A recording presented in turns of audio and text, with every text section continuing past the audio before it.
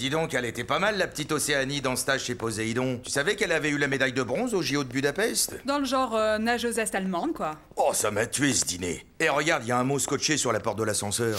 Chers voisins, à l'occasion du retour du lycée Itac, nous organisons une petite fête. Nous vous prions de nous excuser par avance pour la gêne occasionnée. N'hésitez pas à venir boire un verre d'ouzo avec nous si le cœur vous en dit. Signé Pénélope, Ulysse et Télémaque. Et notre chien Argos, avec un cœur et marqué waf waf dedans. Oh purée, ça va être encore la bamboula toute la nuit. La semaine dernière, c'était le retour des Argonautes avec la toison d'or. Qu'est-ce qu'ils vont nous sortir la prochaine fois? La bat mitzvah d'Antigone, le 12e contrat de travail d'Hercule? C'est de plus en plus n'importe quoi cette copropriété.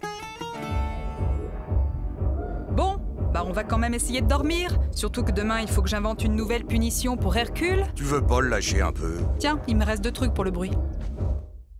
Ah ouais, ça marche pas mal ces bouchons d'oreilles. T'as pas vu la pub? C'est la marque qu'ils utilisent pour se protéger du chant des sirènes.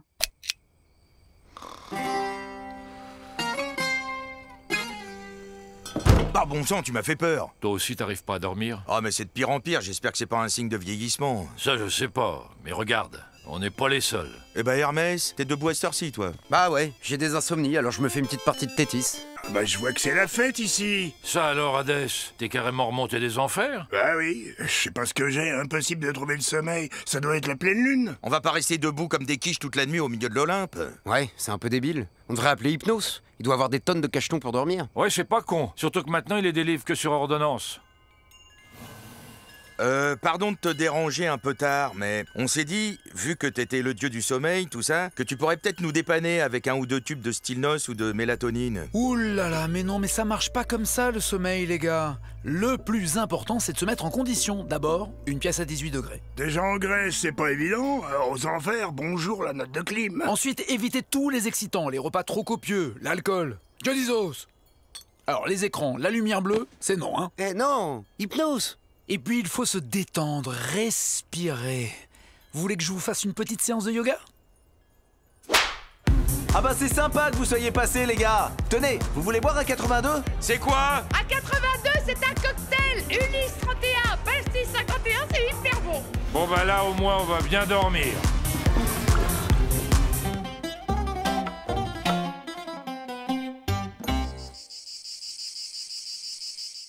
Bon, j'ai pas envie d'accuser quelqu'un en particulier, mais il faut regarder les choses en face. On a complètement foiré notre ruse avec le cheval de Troie. Non mais sur le papier, Ulysse, c'était une super idée. Mais il fallait pas le faire stationner sur un emplacement réservé, c'est tout. Bref, on se retrouve au point de départ, à assiéger la ville comme des groupies devant la loge d'Orphée au Bataclan, et cette fois-ci, les Troyens se méfient grave. Bah c'est pas si terrible, tant que je récupère ma femme Hélène à la fin. Oui, enfin t'es gentil Ménélas, mais en attendant, moi la mienne, elle est à Itac et elle s'emmerde carrément. Il paraît même qu'elle s'est inscrite à un atelier de tapisserie, c'est dire. Moi, la mienne, elle est à Smyrne et elle s'est inscrite à un cours de Zumba. Oui bon merci, Epeios. Attendez, les gars, j'ai peut-être une nouvelle idée en fait.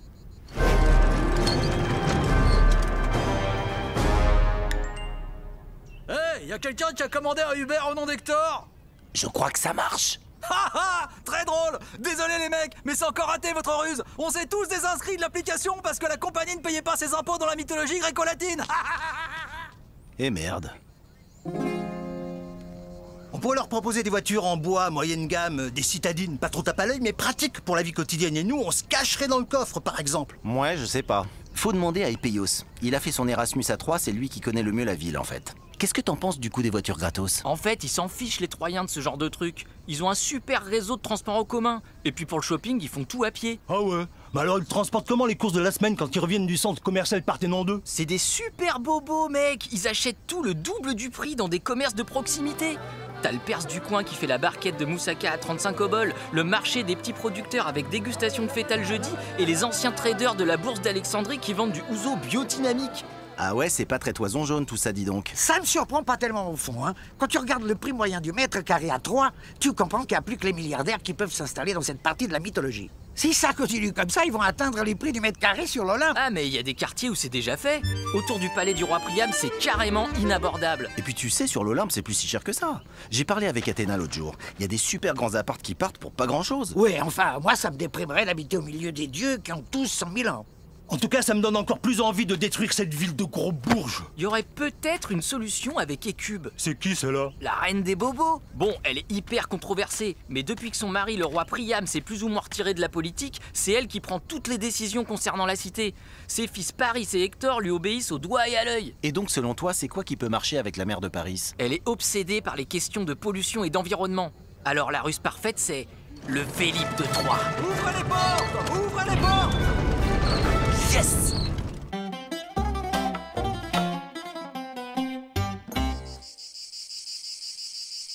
Oh, que ça pète. Non, non, non, non, non. J'ai perdu mon dentifrice. C'est quoi ce truc déjà? Oh, de pas oublier d'aller chercher Eurydice aux enfers à 13h. Oh purée, j'avais complètement zappé, quelle cruche.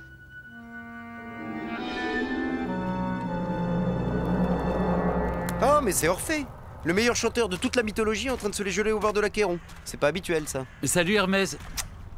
Sérieux, qu'est-ce que tu fais ici? J'essaie de voir si Charon ne passe pas avec sa barque pour me faire traverser le fleuve. Je dois aller dans le Tartare pour rechercher Eurydice. T'as pas l'appli en fer? Ils sont super efficaces. C'est pas cette compagnie de transport privé qui fait de la concurrence à Charon et qui paye pas ses impôts en Grèce? Oh, je chipote pas. Moi, j'utilise plus que ça pour accompagner les âmes chez Hadès. Franchement, tu peux me faire confiance. Je suis le pro de ce genre de trajet. T'en as pas beaucoup des comme moi qui font l'aller-retour au royaume des morts. Tu veux que je te l'installe, l'appli? Ah bah je veux bien. Je suis nul pour ces trucs. Tiens, attends. Voilà. Pif paf, c'est bon. Tu le commandes pour tout de suite? Bah oui. Ok. C'est lancé.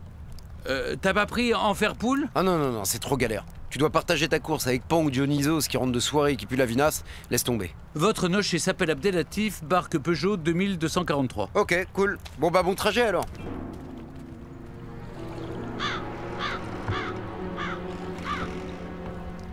Vous voulez mettre votre livre dans le coffre? Non, non, merci, je vais la garder. Vous avez une bouteille d'eau dans la portière. Ah, merci. Et des bonbons dans la coudoir. Merci. Vous voulez de la moussaka? Ça va, merci. Vous êtes connu, non? Oh, je sais pas. Je suis sûr que je vous ai déjà vu à la télé.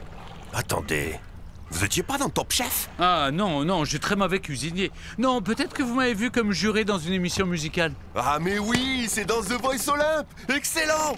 Comment vous vous appelez déjà? Orphée. Comment c'est trop fort! Orphée sur ma vie, je vous adore trop. Il y avait cette fille là qui se prenait pour une sirène. Sa tête quand elle a vu que vous alliez pas vous retourner. Voilà, ça vous embête si je vous demande un autographe? Ça fait un moment qu'on est à l'arrêt, non? Tiens, oui, c'est vrai. Attendez.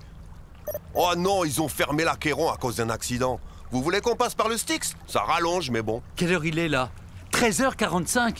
Non. Bon, écoutez, laissez tomber. De toute façon, il est déjà trop tard pour mon rendez-vous. Franchement, depuis qu'ils ont condamné les voies sur berge pour faire Hadès Plage, la circulation des enfers, c'est l'enfer.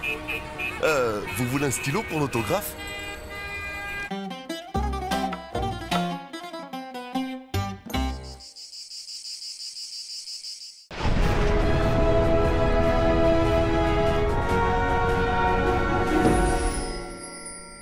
Oui, allô, Zeus à l'appareil. Oui, passez-moi un cyclope oranien.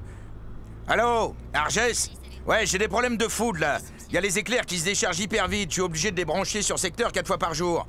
C'est pas du tout pratique. Bah ouais, j'en ai besoin tout le temps. Comment ça, c'est plus sous garantie? Vous vous foutez du monde, j'espère, au prix où... Ah bah ils ont raccroché. Oh, ça, c'est super énervant. C'est de pire en pire, l'Antiquité. C'est le côté je m'en foutiste méditerranéen. Ça va finir par nous coûter très cher. En même temps, c'est pas forcément mieux ailleurs, hein. Les dieux perses, ils ont pas mal de problèmes eux aussi, hein. Ah, me parlez pas de tous ces mythes de Rastaquaire. D'ailleurs, vous avez vu? Quoi donc? Ils ont ouvert un temple à la déesse Isis dans la banlieue de Mycène. Et alors? Et alors? Une déesse égyptienne dans l'Antiquité grecque. Égyptienne, grecque, ça vous choque pas, vous? Bah, s'ils sont heureux comme ça, c'est l'essentiel, non? N'importe quoi. Ah, bon sang, Apollon. Vous voulez pas doubler Pégase, là? Il se traîne. Je crois qu'ils laissent traverser le cortège des 9 muses. Ouais, enfin, on y sera encore demain, là. Mais au fait, on se vous voit maintenant. Ah bah ouais, quand même. On n'est pas au même niveau non plus. Je veux dire, moi je suis le roi des dieux, on n'est pas de la même génération. C'est normal de matérialiser un peu la différence entre nous, vous croyez pas? Si monsieur voit les choses ainsi. Oui, il voit les choses ainsi. Dites donc, Apollon, elle est bien entretenue, cette voiture? Ah bah ouais, il faut, hein. C'est quand même le char du soleil, on n'a pas intérêt à ce qu'il nous lâche en pleine course, hein. Non, y a pas à dire, le gréco-latin, ça reste synonyme de qualité. Allons bon, je parie que c'est Héra.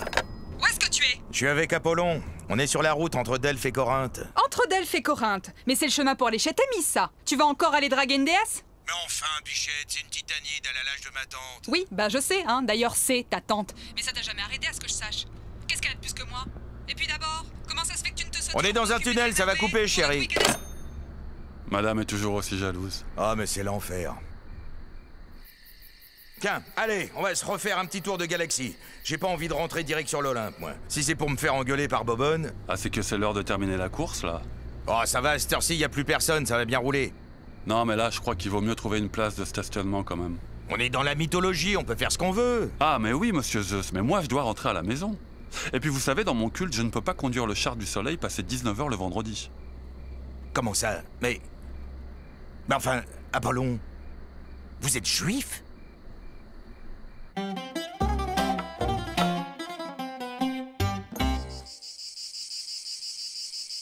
Dis donc, Liliane, tu as vu ce qu'ils nous ont dégoté dernièrement? La guerre de Troie racontée par Homère dans l'Iliade. Ah oui, c'est passionnant. Et tout cela déclenché parce que Paris, le prince des Troyens, avait enlevé Hélène, la femme du roi Ménélas, et que les Grecs ont voulu aller la récupérer jusqu'en Asie mineure. Jusqu'où va la jalousie masculine tout de même? Je crois qu'Hélène était très très belle en même temps, sans vouloir lui attribuer des circonstances atténuantes. Hein. Oui, bon, faut quand même avouer aussi qu'il y a des moments dans l'histoire où on a l'impression qu'elle était un peu plus poire que belle Hélène. Excuse-moi. Non, je suis mauvaise, mais enfin, il faut dire que les Troyens n'ont pas été aidés aussi. Les dieux de l'Olympe, par exemple, ils ont pris plus parti pour les Achéens. Pour les Grecs, tu veux dire? Oh bah non, s'il te plaît, faut être précise. Si tu veux comprendre un peu la finesse des enjeux, faut faire attention aux termes qu'on utilise. Si je dis Achéens, je ne dis pas les Grecs. C'est comme pour l'islam, si je dis musulman, je ne dis pas islamiste. Sinon, on est tout de suite dans l'amalgame. Et ça peut mener très loin sur des terrains, oulala, où je t'assure personne n'a envie d'aller. Ah oui. Ah non, mais il faut faire attention avec les termes quand on parle de géopolitique, Liliane, vois-tu? Parce que parfois, bon, il suffit d'une virgule, une ponctuation malvenue, et hop, tu déclenches des guerres effroyables. Non, mais c'est pas du tout ce que je... Non, mais je sais que tu ne penses pas à mal, mais enfin, c'est important. C'est sûr.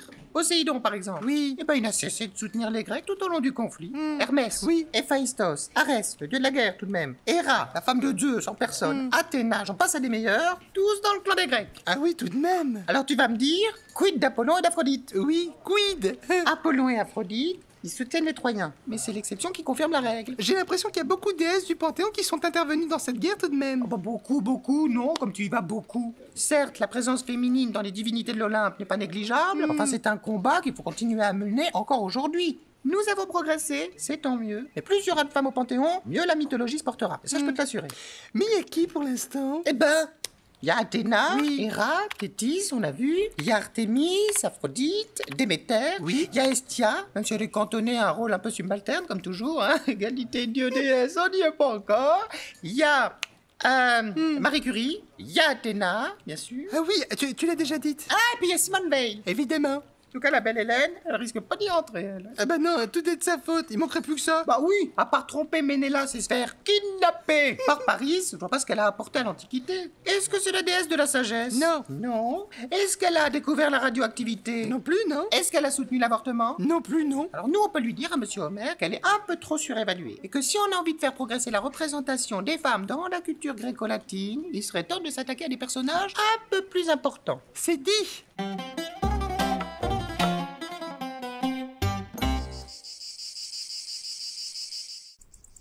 Dépêche-toi, la montée des marches a commencé. Ouais, enfin, c'est toujours un peu pareil, hein. Des dieux de l'Olympe en smoking, des déesses en toche de soirée, et des mortels qui font la queue derrière des barrières en espérant pouvoir se faire dédicacer une amphore ou choper une invitation pour la soirée Bacchanal+. Mais non, c'est juste super glamour. Cette année encore, le tapis rouge du festival accueille la fine fleur du cinéma mythologique pour une sélection exceptionnelle. Voici l'arrivée du Minotaure au bras d'une charmante Vestale. Très applaudi, l'équipe de la comédie populaire, Qu'est-ce qu'on a fait au bon Zeus, qui, je vous le rappelle, a battu des records d'entrée dans le... J'ai trouvé ça débile, ce film. Oui, mais c'est grâce à ce genre de succès qu'on peut financer des films d'auteurs de la mythologie cambodgienne ou albanaise. Voici Aphrodite, habillée par Shell, Dionysos, dieu du vin, et une amie. C'est ensuite au tour de Sisyphe de fouler les marches du palais des festivals pour la 7807e fois. Toujours sélectionné, jamais primé, pourra-t-il cette année rompre la malédiction qui frappe certains réalisateurs de l'Antiquité? Et voici maintenant un autre habitué du tapis rouge, Narcisse, qui présente le 8e volet de sa saga autobiographique.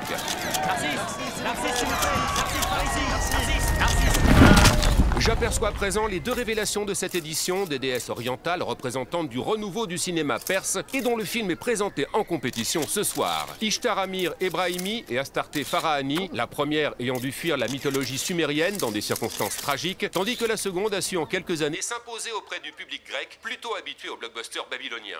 Présente aussi ce soir d'autres personnalités du panthéon gréco-latin, l'équipe du film Le Grand Bain au complet.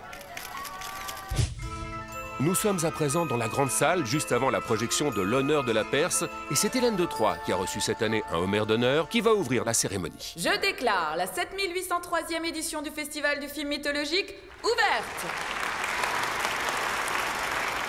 وای بابا لهم داغون بس که دیشب تولد گیلگمش خودمون رو خفه کردیم. La seule solution quand on a trop bu, c'est de reboire encore. Je connais un dealer originaire de la mythologie celtique qui peut nous trouver du super whisky. Heureusement que nos parents se sont barrés en week-end à Persépolis. C'est bizarre qu'ils aient choisi un film aussi pointu pour la soirée d'ouverture. Bah, ils allaient pas choisir Rambo 4 ou Ramsès 2. Enfin, ça m'étonnerait qu'ils aient un prix. Hein.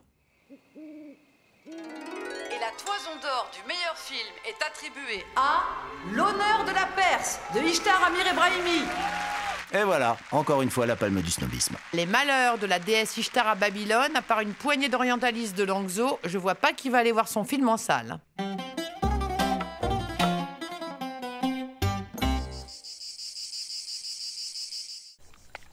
Ah tiens, regarde, il y a Eros qui remonte sur l'Olympe. Je suis trop in love de ce mec. Avec ses petites ailes et son petit cul, franchement, c'est le dieu le plus craquant de tout le Panthéon. C'est qui le gros type super dark qui voyage avec lui? Bah, c'est le dieu de la mort, Thanatos. Normalement, on n'est pas censé prononcer son nom parce que ça porte malheur. Ah ouais, comme Voldemort dans Harry Potter, quoi. Il forme un vrai binôme avec Eros. Dans la mythologie grecque, Eros et Thanatos, c'est un peu good cop, bad cop. Mais c'est clair qu'il est pas aussi populaire que son copain. T'as vu le nombre de piercings qui se trimballent? Et encore, ça c'est rien. Il a un cœur de fer, des entrailles d'airain et une âme de bronze. Ah ouais, d'accord. Il doit sonner dans les aéroports. Ah, salut les gars. Alors, c'était bien votre conférence? Vous étiez où? Bah, comme d'habitude, on était invité à Vienne pour le congrès mondial de psychanalyse. Bon, on fait toujours le même numéro à deux, mais apparemment, ils s'en lassent pas. Au fait, vous avez pas répondu à mon mail. Est-ce qu'il y en a qui veulent des invites pour le prochain Hellfest ce week-end? De quoi il parle? Bah, tu sais, le Hellfest. C'est ce festival qui a lieu dans le Tartare chaque année avec tous les groupes de death metal de l'Antiquité. Un truc de givrés satanistes qui secouent la tête comme des autistes pendant 2 jours sur de la guitare saturée. Moi j'ai une lecture des textes de Camus par Mel Pommen à la Maison de la Poésie. Et moi j'ai Gynéco. Oh, et puis merde, laissez tomber, je me casse. Je sais même pas pourquoi je reste dans votre mythologie, tiens. Mais enfin, Thanatos, qu'est-ce qui te prend? La vérité, c'est que vous n'en avez mais rien à foutre de ma culture. Mais pourquoi tu dis ça? La mort, les ténèbres, la destruction, ça vous passe complètement au-dessus de la tête. Alors bien sûr, hein, dès qu'on parle d'Apollon avec ses rayons de soleil ou Déméter avec ses tartes aux fruits rouges, alors oui, là tout de suite c'est mignon, hein, youpi, on l'adore tous quoi. Oh attends, t'exagères. Quand Poséidon organise un taureau piscine pour l'anniversaire de Tétis, alors là vous impliquez Illico, hein. Mais dès que ça sort un peu de votre zone de confort et Donisto Bobo lénistique, y a plus personne.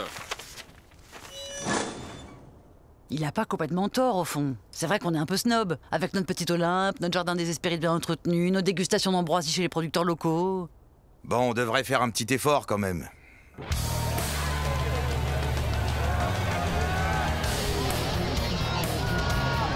Eh mais en fait, c'est assez marrant cette ambiance morbide. C'est comme la destruction de la ville de Troyes, mais en plus festif. Il joue quand le groupe de Thanatos? Attends, j'ai le flyer. 14h30, Diatri Damnation. 16h, Héraclès and the Cannibals. Ah, voilà. Thanatos Necrophagia. C'est pile dans 10 minutes sur la grande scène.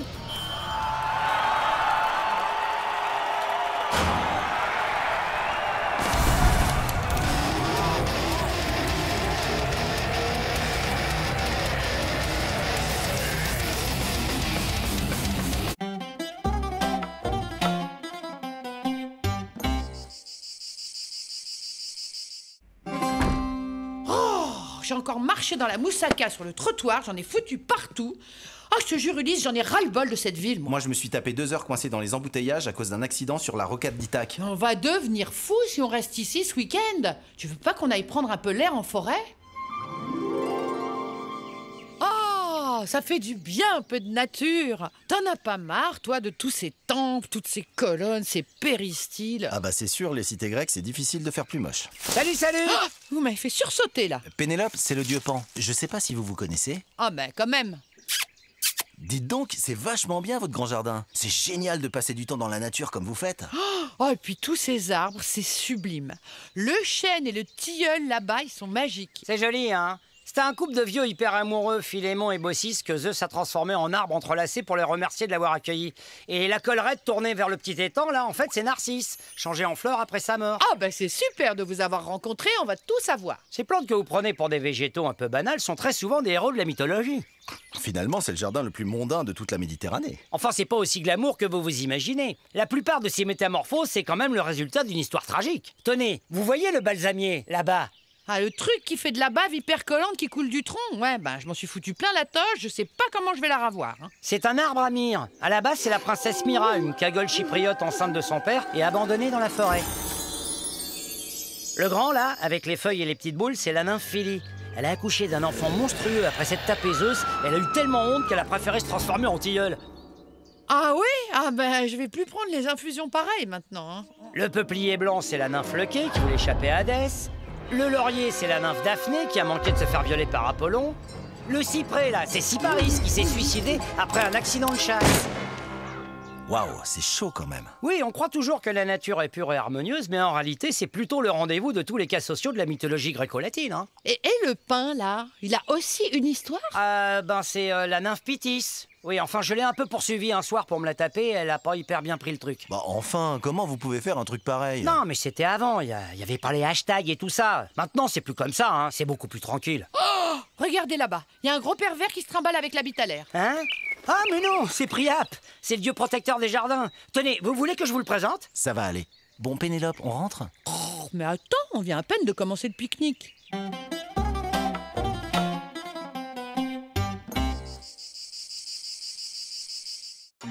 Hélène, je m'appelle Hélène, je suis une Spartiate, comme les autres.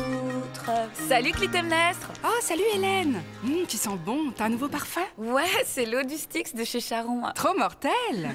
Dites donc, t'es au courant que Ménélas organise une boum pour la visite de Paris? On organise des visites de Paris maintenant? Mais non, banane. Paris, c'est le nom du prince des Troyens qui en échange Erasmus à Sparte. Oh, ma cliquelie d'amour, est-ce que je peux être tarte parfois?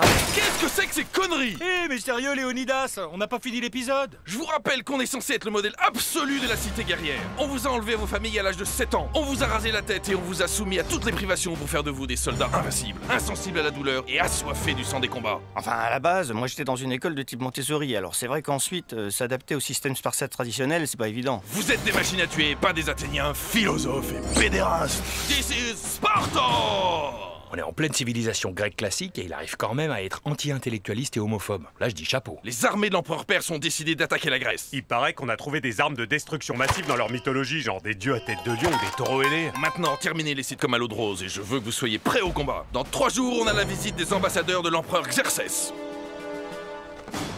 Vous êtes sûr que ça se prononce comme ça? Quoi donc? Bah le nom de l'empereur perse. Là vous avez dit Xerxès, mais l'autre jour vous l'appeliez Xerxès. Oui, bah c'est pénible, ça s'écrit X-E-R-X-E-S. Personne sait comment lire ce truc aussi. Au Pays Basque, ils prononcent les X che, si ça se trouve c'est pareil. Xerxès, ça fait débile, non? Oui, ou bien Cercès peut-être, ou Kerkès. Oui, enfin bref, on va les exterminer, ça ira plus vite.